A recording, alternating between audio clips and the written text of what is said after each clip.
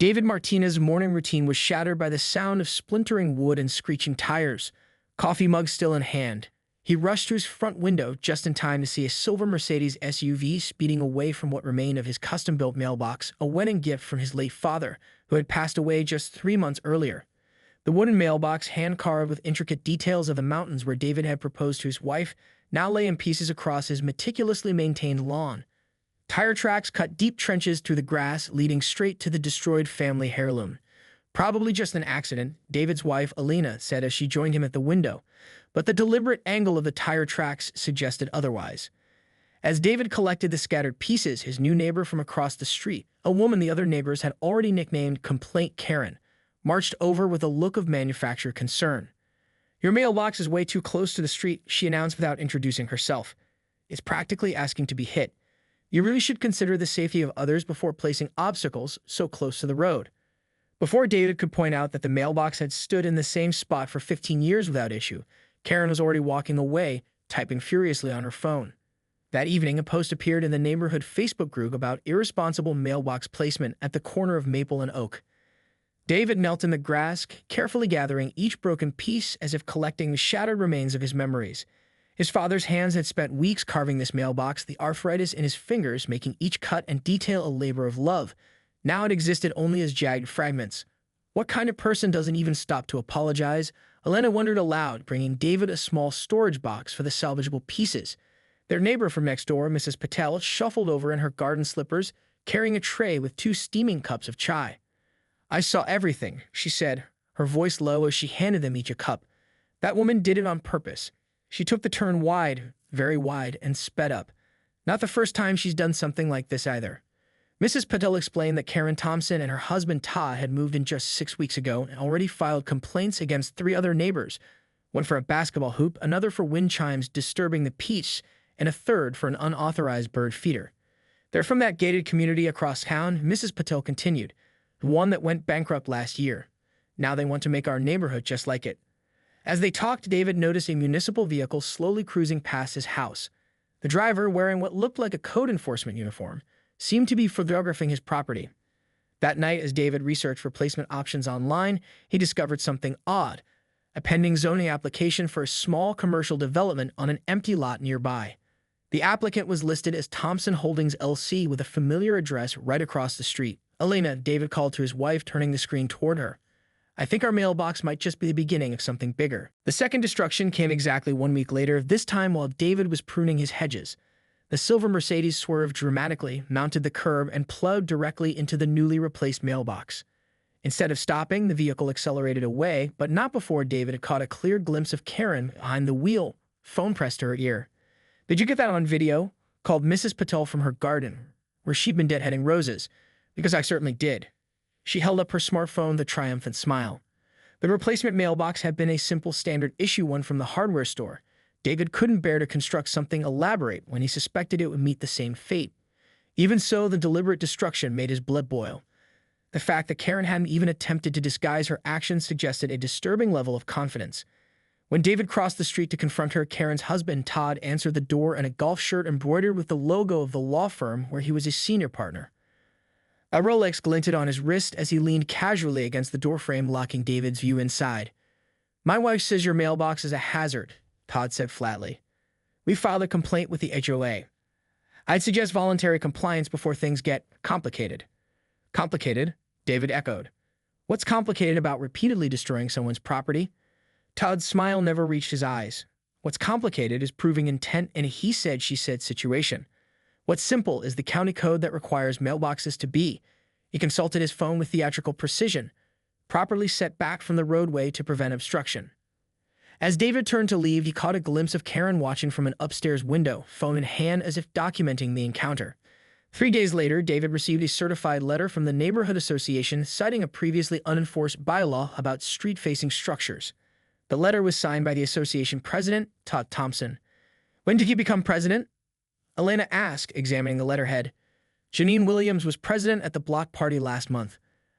The quick call to their friend Marcus on the association board revealed that Janine had unexpectedly resigned, citing personal reasons, and Todd had been appointed as interim president in an emergency session that somehow several board members, including Marcus, had never been notified about. That night, Alina's paralegal instincts kicked in. She spent hours scrolling through neighborhood history in the county archives, her laptop screen illuminating her increasingly troubled expression. "David, look at this," she finally said, turning the screen toward him.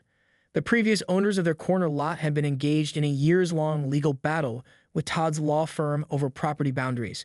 The case had ended abruptly when the family moved away, selling the house for well below market value and what the closing documents describe as a distress sale. "And it gets worse," Elena continued, pulling up another document. "Remember that commercial development application under Thompson Holdings? Look who owned the property before that empty lot was cleared." She pointed to a familiar name, the same family that had previously owned their house. The pieces suddenly clicked into place. The corner lot, their home, sat at the junction of the proposed development and the main road. Looking at the survey maps, David realized their property would be crucial for any serious commercial access. "This isn't about the mailbox," Elena whispered. "It's about the property." David walked to the window and looked across at the Thompson house, where lights still burned on the second floor despite the late hour. In the glow of a desk lamp, he could make out Todd's silhouette, phone to ear, gesturing animatedly as he paced. "They're trying to drive us out," David said quietly, just like the previous owners. The third attack came at night. David and Elena were awakened by the sound of not just impact, but deliberate destruction. From their bedroom window, they watched in disbelief as Karen, clearly visible in the streetlight, took a baseball bat to what remained of their mailbox after hitting it with her car. "I'm calling 911, Elena said, already dialing, her voice tight with anger. David grabbed his phone and ran outside, recording as Karen swung the bat with surprising force for a woman in designer pajamas and Ugg boots at 2 a.m. She was so absorbed in her destruction that she didn't notice David until he spoke. "Having fun, Karen?" She whirled around, bat still raised, momentarily frozen like a deer in headlights. Then her expression shifted from shock to something uglier. "You shouldn't have turned down the offer," she spat, gesturing with the bat toward their house.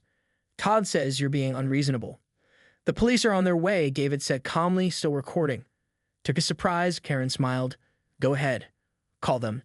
She tossed the bat onto the grass, directly onto the property line, and stalked back to her Mercedes, which showed barely a scratch despite having just plowed into the mailbox. When Officer Jenkins arrived 15 minutes later, his demeanor made it immediately clear that something was wrong. He barely glanced at the destroyed mailbox, refused to look at David's video evidence, and seemed irritated by the entire call. "Property disputes between neighbors are civil matters," Jenkins said, refusing to take a report despite the clear vandalism captured on video. "And trespassing requires posted signs, which you don't have." "She was destroying our property with a baseball bat," Alina protested, pointing to the bat still lying where Karen had tossed it. "That's vandalism at minimum, possibly assault." Jenkins picked up the bat with a gloved hand, examining it carefully. "No fingerprints visible. Could belong to anyone. Kids play baseball in this neighborhood all the time." He placed the bat in his trunk rather than bagging it as evidence. As the officer pulled away without taking any action, Alina made a disturbing connection. "That's the third time Officer Jenkins has responded to calls in this neighborhood in 2 weeks," she said. "Always when it involves the Thompsons."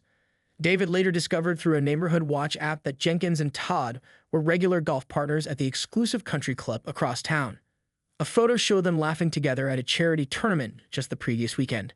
The next day, a building inspector arrived unannounced to examine David's property for multiple reported violations. Though he found nothing, the inspector mentioned that anonymous complaints would require follow-up visits. "I don't make the rules," the inspector said with an apologetic shrug that didn't reach his eyes. "After 3 inspections, we have to issue citations, even if it's just to document that everything's in compliance." As the inspector left, David noticed Karen watching from her kitchen window, clearly tracking the inspector's movements. When she caught David's eye, she raised her coffee mug in a mock toast. Alina, whose background as a paralegal gave her insight into legal intimidation tactics, began documenting everything. She set up motion-activated cameras covering their entire property line, started a detailed log of incidents with timestamps, and created a secure cloud account to store all evidence. "They're trying to make us look like the problem," she explained as they reviewed footage of Karen walking along their property line, taking photos of perfectly normal landscaping features. "It's a classic harassment strategy. Creates so many small issues that fighting each one becomes exhausting." While researching the Thompsons' background, Elena discovered something interesting. Karen's Mercedes was leased with specific mileage and damage restrictions. Any unreported damage would trigger severe penalties when the lease ended in 3 months. That's why she barely tapped the mailbox with her car, but destroyed it with the bat, David realized. She can't afford damage to the Mercedes. Meanwhile, a petition began circulating among neighbors demanding David address the eyesore and hazard at the corner of his property. David was stunned to see signatures from people he considered friends. When he confronted one elderly neighbor who had signed, the man looked away guiltily. Todd mentioned something about the property values dropping if the commercial rezoning doesn't go through, he admitted. Said this neighborhood needs the revenue from that development to fix the roads. We're being pushed out, Elena said one evening as they sat on their back porch, away from prying eyes. Just like the previous owners. David nodded, his engineer's mind already formulating a solution. But they've made one critical mistake, he said, pulling out his tablet to show Elena what he discovered. On the screen was an old utility map of the neighborhood that had taken him 3 days of research to obtain. A thick blue line representing the main water pipe servicing the eastern section curved dramatically at the corner of their property. Our corner isn't just valuable because of road access, David explained, tracing the pipe's path with his finger. It contains the only accessible junction point for the water system that would serve their proposed development. Without control of this corner, they'd have to tunnel under 3 other properties, which the Water Authority would never approve. Through careful research of county records, David had confirmed that his mailbox was not only properly placed but protected by federal law against intentional damage. More importantly, he found that the corner of his property that Karen kept targeting contained something valuable: access to the underground water main that served the entire eastern section of the neighborhood, including the Thompsons' house. They don't want our house, David explained. They want to control this access point for their planned development across the street. Elena's research had uncovered permit applications filed by Todd's firm for a small shopping complex that would require significant water access. And look at this, Elena said, showing David her laptop screen with a calendar marked with red circles. Notice anything about the dates Karen attacked our mailbox? David studied the pattern. They're all just before zoning board meetings. Exactly. And the big final hearing is in 2 weeks. Elena pointed to a boldly marked date. That explains the rush. According to the minutes from previous meetings, the board has been delaying approval until access issues are resolved. Todd's trying to force us out before then. David's plan came together with elegant simplicity.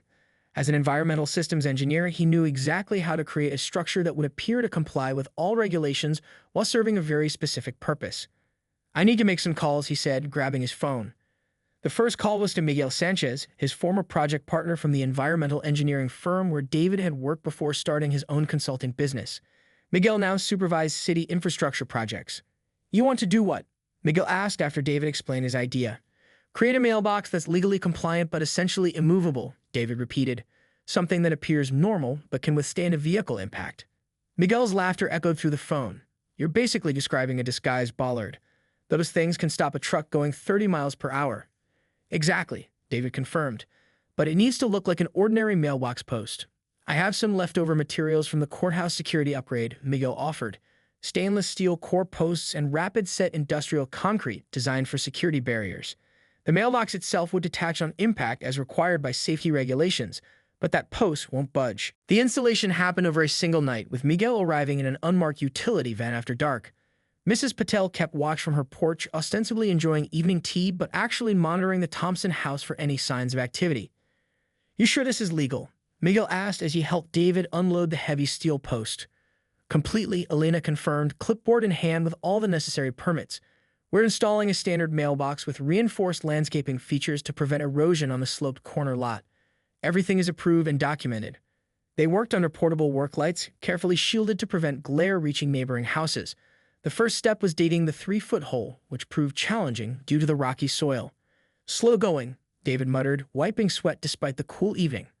Good, Miguel replied, means the posts will be even more stable. This kind of substrate provides natural reinforcement. The hole took nearly 2 hours to excavate to the precise depth and width needed. Next came positioning the steel I-beam, calibrated with a level to ensure perfect vertical alignment. The beam itself weighed nearly 200 pounds, requiring all 3 adults to maneuver it into place. This thing could stop a freight train, Miguel said admiringly as they secured it temporarily with braces. The specialized concrete mixture came next, a rapid set formula reinforced with fiber mesh that would achieve 80% of its final strength within just hours. David carefully monitored the mixing ratios, measuring each component with precision born of his engineering background. The important part, he explained as they poured, is creating an anchor base that distributes force horizontally through the ground instead of allowing vertical movement. While the concrete set, Miguel helped install the moisture sensors around the perimeter. These weren't just for detecting tampering. They were legitimately designed to monitor the water main access point, with alerts configured to go to both David's phone and the county water authority. Beautiful redundancy, Miguel noted. Legal protection and practical function. The telescoping arm that would hold the actual mailbox came next, constructed from aircraft-grade aluminum with calibrated breakaway bolts designed to detach at precisely the force threshold specified in postal regulations. David had tested the system repeatedly in his workshop to ensure it would separate cleanly upon impact while leaving the post intact. By 3 a.m., the concrete had set enough to continue. David disguised the reinforced base with decorative rocks and low-growing native plants, carefully arranged to appear natural, while concealing the industrial-grade infrastructure beneath. Elena documented every step with photographs and detailed notes. "Now for the finishing touch," David said, producing a standard-looking wooden mailbox cover that would fit over the metal housing.